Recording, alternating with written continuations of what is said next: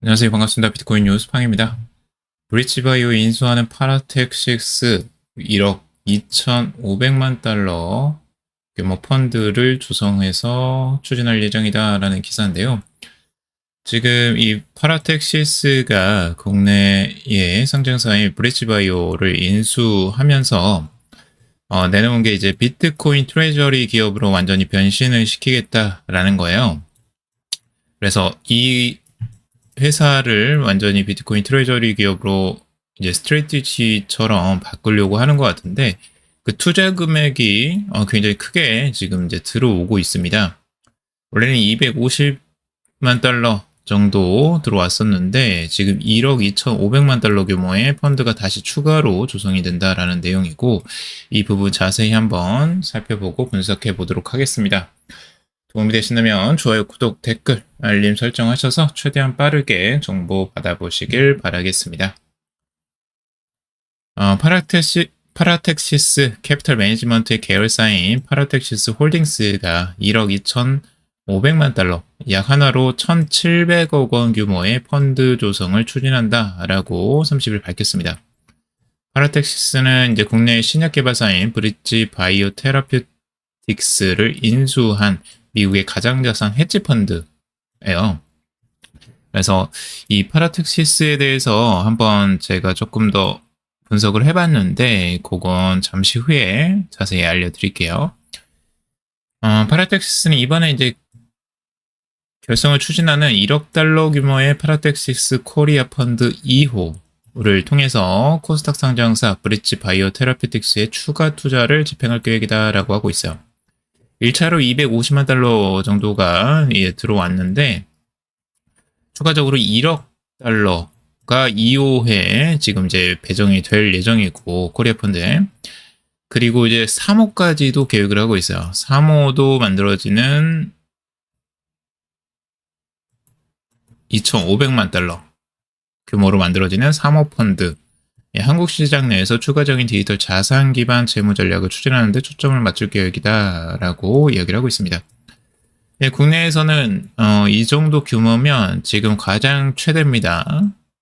최대. 비트맥스보다 지금 더 규모가 큰 걸로 생각이 돼요. 만약에 이 금액이 전체적으로 비트코인에 온전하게 들어간다면요. 비트코인 트레저리에.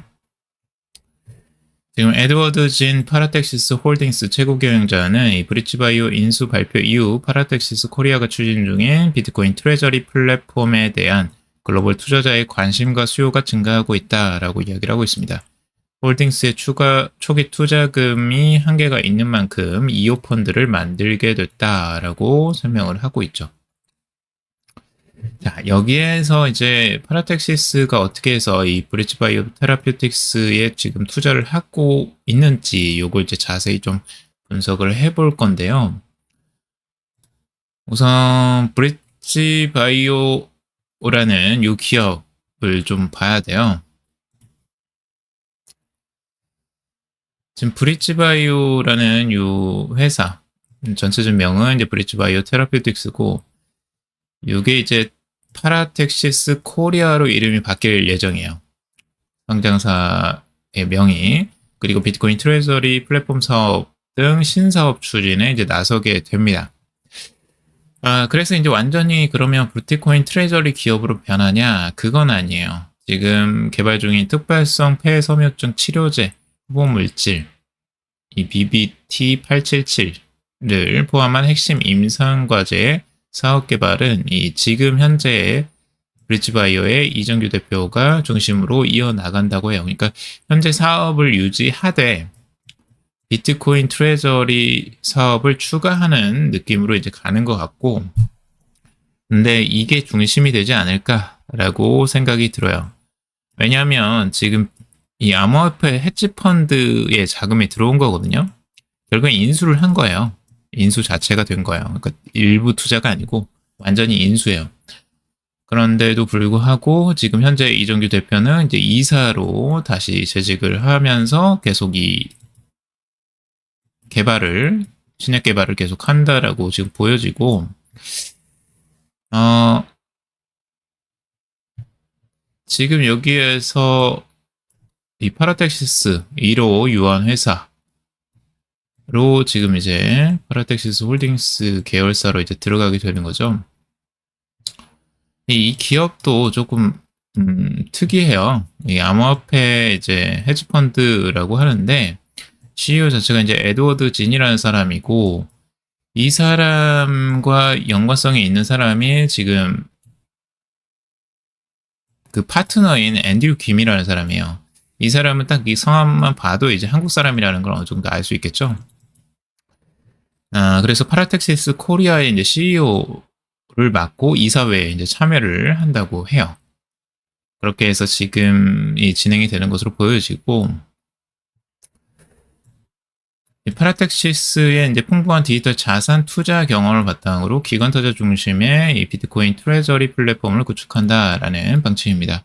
그러니까 이 투자사가 그냥 돈만 투자하는 게 아니고 암호화폐 헤지펀드라고 했잖아요. 그러니까 그만큼 암호화폐에 대한 이해가 충분히 있는 회사예요. 그래서 이 부분을 명확하게 볼 필요가 있고, 지금 앤드류 김 같은 경우도 여기 파라텍시스 코리아의 이제 CEO죠. 이제 미국의 스트래티지나 이제 일본 플래니까 같은 기업들을 통해서 BTC 재무 전략에 대한 관심이 높아지는 점에 영감을 받았다라고 하고 있죠. 그래서 이 분야에 대한 기관의 관심은 전 세계적으로 증가하고 있다라고 하고 있어요. 이 시장 자체가 지금 커지고 있다는 걸 보고 이제 한국에서 그 투자를 해나가는 것 같고, 일본은 있는데 한국에는 이제 메이저가 없으니까 그 빈자리를 지금 치고 들어오는 것이라고 볼 수가 있어요. 비트맥스 같은 경우가 뭐 1위인데 몇 100개밖에 안 돼요. 100개 단위라서 이게 너무 작아요.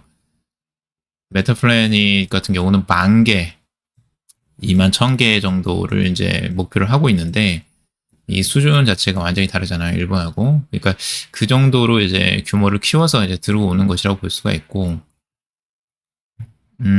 여기 이제 파라텍시스 홀딩사 청약자 겸 CEO 에드워드 진이라는 사람이 기관 투자 기준에 부합하는 플랫폼을 기반으로 한국 최초의 BTC 트레저리 기업을 설립하게 돼 매우 기쁘다. 글로벌 차원에서 BTC가 갖는 전략적 가치와 한정된 공급량을 고려할 때 파라텍시스 코리아와 같은 기업을 설립하고 BTC 재무자산을 축적해 나가는 일은 장기적으로 주주들은 물론 한국 시장에도 이익이 될 것이다 라고 강조를 하고 있어요. 뭐 이 부분을 이제 보면 지금 어떻게 해서 이런 일들이 일어나고 있을까에 대한 전반적인 내용들을 좀 볼 필요가 있는데, 브릿지바이오 같은 경우는 원래 기업이 이제 9,000원, 주가가 9,000원에 있다가 700원까지 내려갔어요, 최저. 그 이유가 이 치료제를 개발했는데, 글로벌 이상 임상 실패 소식이 알려지면서 이 처분이 엄청나게 이제 점하한을 기록하게 된 거죠. 그래서 이제 상폐 위기까지 갔어요. 상폐 위기를 갔다가 지금 이 파라텍시스라는 요 헤지펀드가 이제 구원을 해준 거죠. 결국에는 투자를 해주면서. 근데 정확하게 지금 파라텍시스 같은 경우도 가장 지금 저렴한 상태의 상장사를 지금 찾은 것 같아요. 가장 간절하고 가장 주가가 저렴하고 이 상태에 있는 걸 찾은 게 아마 이 바이오, 요 기업이야, 브릿지바이오, 요 기업인 것 같아요. 그 시점에 딱 들어왔거든요. 지금 딱 보니까. 근데 이제 이렇게 지금 주가 보시면 아시겠지만 정말 이제 점하한으로 쭉쭉쭉 들어가요. 9,000원대에 있다가 지금 690원대, 거의 700원대까지 완전히 하한가. 그래서 완전한 바닥에 지금 딱 들어왔다라는 걸 볼 수가 있고, 그래서 이 투자가 굉장히 이제 큰 폭발적인 힘을 이제 발휘할 수 있는 게 이런 것 때문이죠. 진짜 이제 망해가는 회사인 줄 알고 상폐될 줄 알았는데 이때 이제 투자가 들어와서 급격하게 상승을 시켜버린 거예요. 완전 극적으로 이걸 노린 것 같습니다. 파라텍시스도. 근데 이 CEO도 이제 재밌어요. CEO도 한국 사람인가 혹시나 했는데 한국 사람은 아니에요. 홍콩계인 것 같아요. 지금 예상하기로는. 근데 이 사람이 이제 그 실리콘밸리 은행과 이제 뭐 갤럭시 디지털도 유명한 이제 투자사죠. 근데 그 회사의 출신이라고 합니다. 그리고 이제 와튼 MBA를 나오고 그 다음에 연세대 이제를 나왔어요. 연세대 이제 석사인가 뭐 이렇게 이제 지금 받은 것 같은데 되게 재미있어요. 이 부분도 석사학위 받고 뭐 UC 버클리에서 또 학사를 받고 뭐 이런 식으로 공부를 했던 사람인데 한국과 확실히 이제 연세대에서 공부를 했다는 거 보면 이제 한국과 연관성이 있죠. 한국에 관심이 많은 것 같고 그리고 이제 투자하는데 이제 파트너가 한국 사람이었다는 거 그래서 한국 지사에 이제 한국인을 앉히는 모습을 보면 한국과도 뭔가 친분이 좀 있고 관심이 좀 많은 것 같다. 이 사람이 그런 것들을 좀 알 수가 있고요. 굉장히 암호화폐 업계에서는 이제 나름 그래도 성공을 좀 했던 것 같아요. 2023년에 이제 비트코인과 솔라나 매수 전략 뭐 이런 것들을 통해서 한 341%의 이제 수익률을 거뒀었다라고도 나오고 있고요. 투자를 또 많이 잘 받아가지고 암호화폐 투자를 굉장히 잘 이끌었던 것 같아요. 그래서 그 성장세를 바탕으로 해서 이제 투자를 한국에 이렇게 들어오게 된 것으로 보여지고요. 앞으로 이 전략들 자금 투자가 꽤 공격적으로 지금 들어올 것으로 보여지고 이렇게 되면 이제 국내 1위 사업자가 됩니다. 국내 1위. 국내 1위 비트코인 트레저리 기업이 탄생하게 돼요. 이게 이제 브리지바이오 테라피틱스가 이제 바뀌어서 나중에 이름이 이제 파라텍시스 코리아로 이제 되는 거죠. 그래서 결국에는 우리나라의 이제 결국에 1위가 외국 자본으로 들어오는 겁니다. 좀 씁쓸하기도 해요. 이거 좀 씁쓸합니다. 국내에 실제적으로 자본이 들어오지 않고 외국의 헤지펀드 자금으로 국내 1위의 트레저리 기업이 된다는 게 조금 씁쓸해요. 아쉽습니다. 이런 회사들이 근데 늘어날 것으로 보여져요. 이런 기업들이 점차 늘어날 것으로 보여지고 그런 소식들이 이어지니까 계속 이렇게 주가가 오도 또 상한가 그냥 계속 이제 상한가를 치고 있어요. 그래서 그만큼 많이 떨어졌기 때문에 또 상승하는 부분도 있는데 이런 부분들 뭐 투자하시는 데에는 조심하시기 바라고 이렇게 상승하고 있을 때 들어가는 건 좀 위험성이 큽니다. 그래서 투자 권유는 좀 어렵고 지금 현재에는 나중에 뭐 안정화가 되면 그때 뭐 알아볼 수는 있겠지만 그냥 이런 회사들이 나오고 있다라는 것 정도만 좀 알아두시면 좋을 것 같아요. 앞으로도 그런 회사들이 추가적으로도 나올 수도 있다. 자, 일본 상장사 AI 퓨전이 300원 규모의 비트코인 전략 펀드를 조성한다라는 기사예요. 그래서 일본 도쿄 증권거래소의 상장사인 AI 퓨전과 전략적 파트너십을 이 파이랩 테크놀로지라는 블록체인 금융 인프라 기업이 체결을 하고 AI 퓨전이 조성한 300억 원 규모의 비트코인 전략 펀드의 운용에 파이랩의 BTC 파일을 활용할 예정이다라고 이야기를 하고 있습니다. 그래서 단순히 비트코인을 보유하는 것에서 벗어나서 조성한 펀드를 바탕으로 BTC 파일을 활용한 실질적인 자산 운용에 착수를 한다라고 하고 있어요. 실제적으로 이러한 비트코인 비축 전략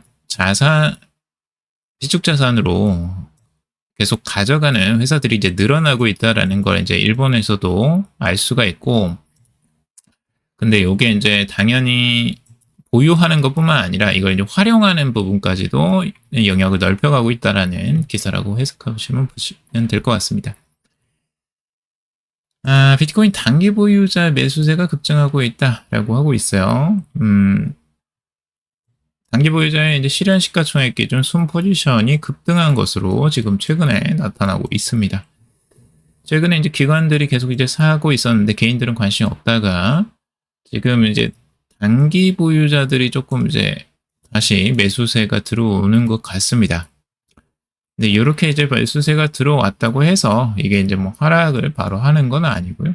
BTC 가격이 오히려 이렇게 상승했었던 적도 있습니다. 그래서 뭐 단기 보유자들이 매수를 했다고 해서 뭐 비트코인이 바로 조정이 나오거나 뭐 매도가 나오는 건 아직 아니고, 그리고 그 수준도 아직 아니에요. 이거 이제 전환점 수준이고, 이제 완전하게 이제 높아졌을 때, 그럴 때는 조금 위험한데 아직까지는 그 수준까지는 가지는 않았다라고 좀 보여져요.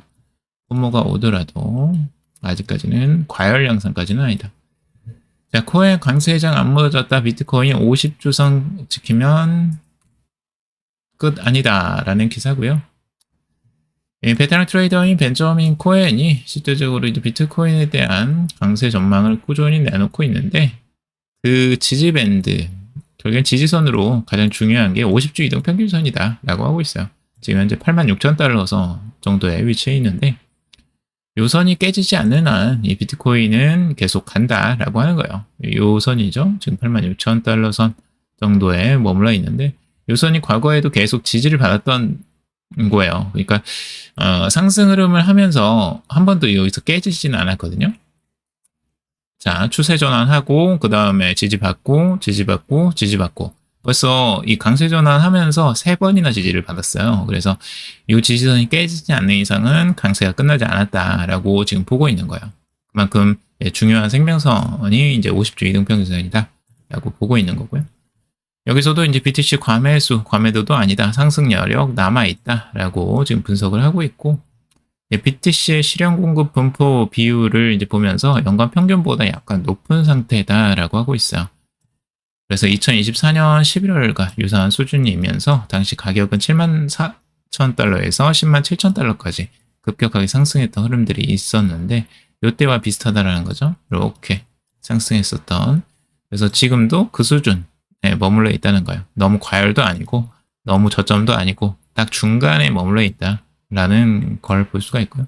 그래서 아직 상승 여력은 남아있다라고 하는 이 크립토 애널리스트 이 악셀 애들러 주니어의 전망입니다. 자, 비트코인 오를 이유 있었네. G세대 금융 시스템 불신 먹고 자란다 라는 기사고요. 비트코인 가격은 이제 젊은층의 불만과 공공지출 증가로 장기적으로 상승 가능성이 크다라고 보고 있습니다. 특히 AI로 인한 일자리 감소와 경제 불안정 속에서 공공지출이 늘어나면서 비트코인은 점차 기존 화폐 자산을 대체할 가능성이 높아진다라는 설명이에요.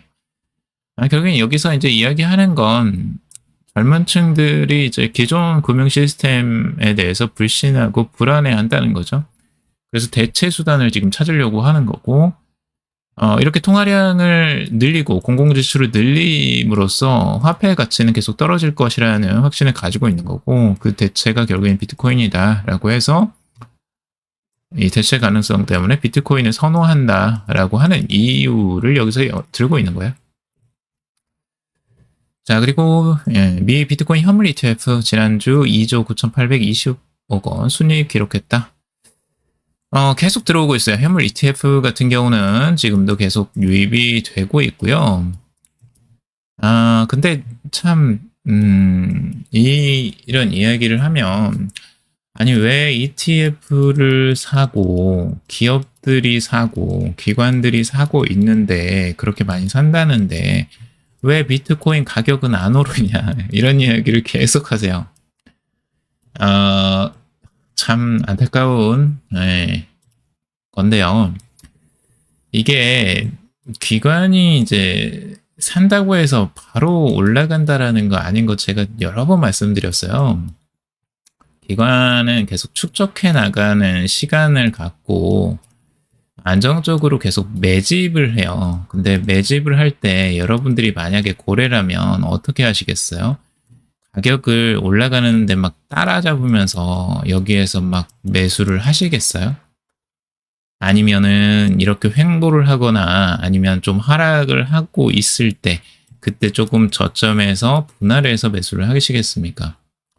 보통 이렇게 이제 따라 사는 경우가 개인 투자들은 많아요. 그래서 아마 지금 그렇게 인식을 하시는 것 같아요. 이렇게 따라 사니까 계속 올라가면서 이렇게 매집하는 거 아니냐라고 생각을 하시는데, 그게 보통은 아니에요. 왜냐면 이 개인 자금하고 기관 자금의 규모 자체가 다르잖아요. 여러분들이 규모를 꼭 생각을 하셔야 되는데, 그 규모 자체가 워낙 커요. 그리고 그래서 한 번에 사지 못해요. 나눠서 삽니다. 나눠서 보통은.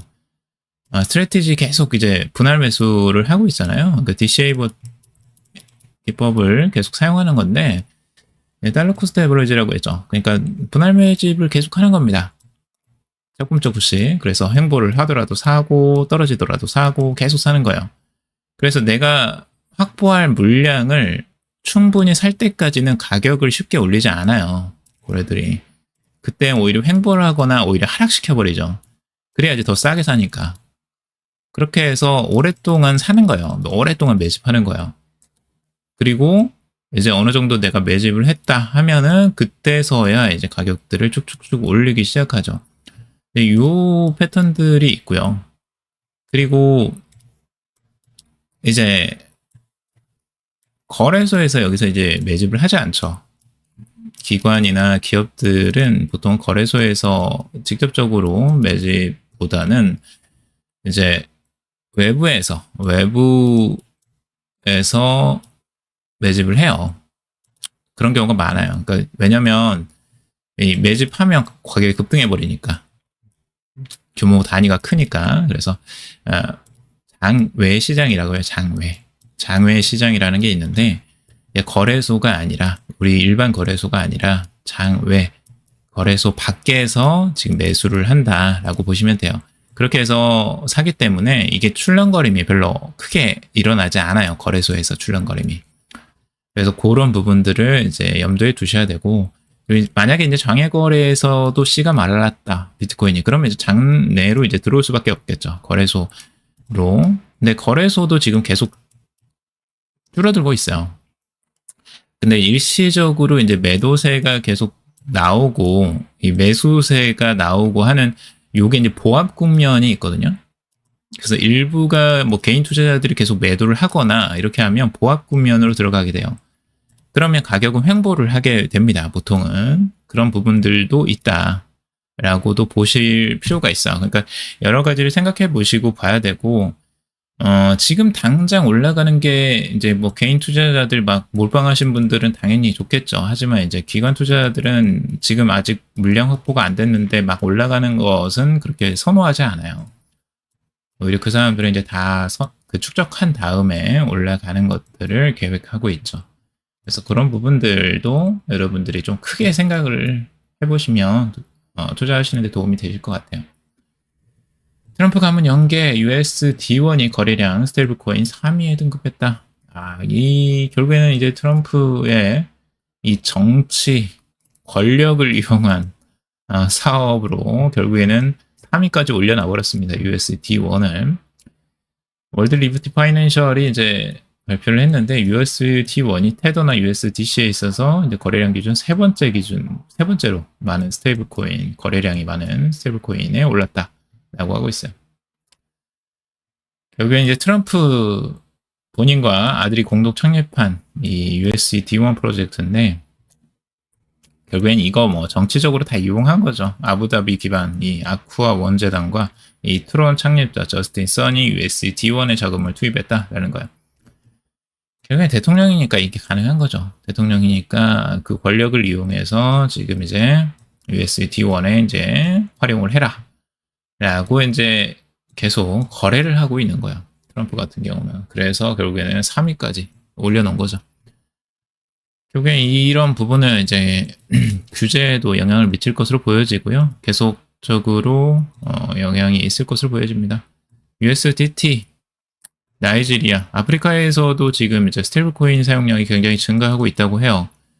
실제적으로 해외 송금뿐만 아니라 자국 국내에서도 지금 화폐에 대한 불안 요소들이 많이 있기 때문에 USDT나 뭐 스테이블 코인 같은 것들을 많이 사용하고 있다고 합니다.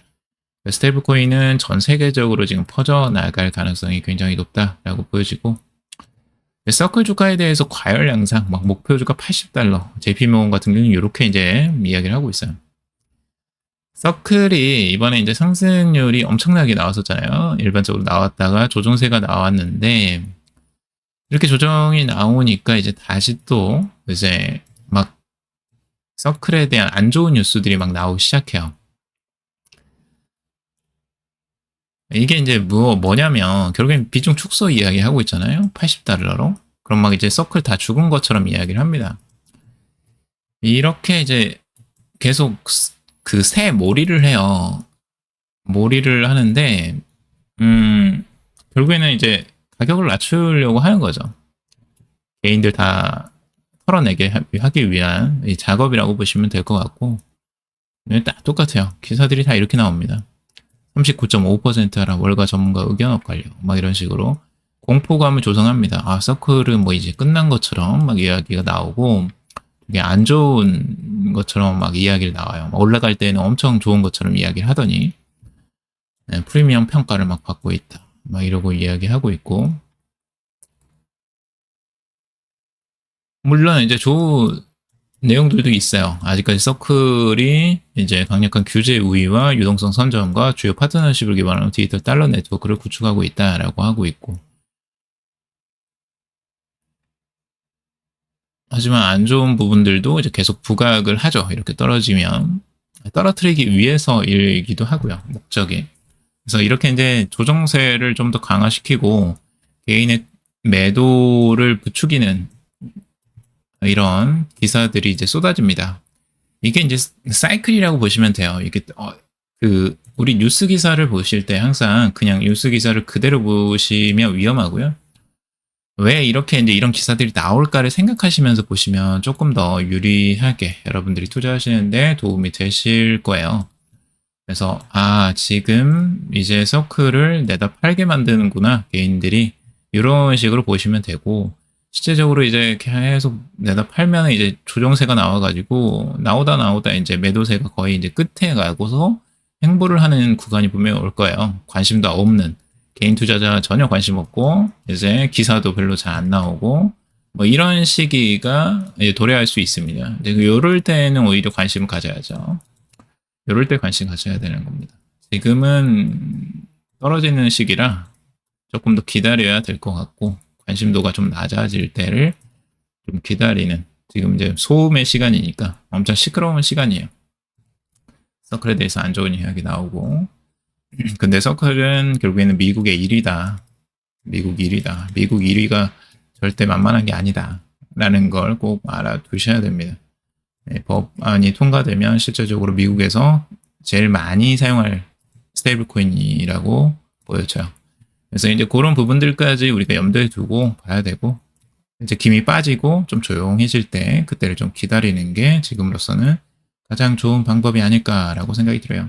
서클은 결국엔 미국 신탁은행 라이센스도 신청을 했습니다.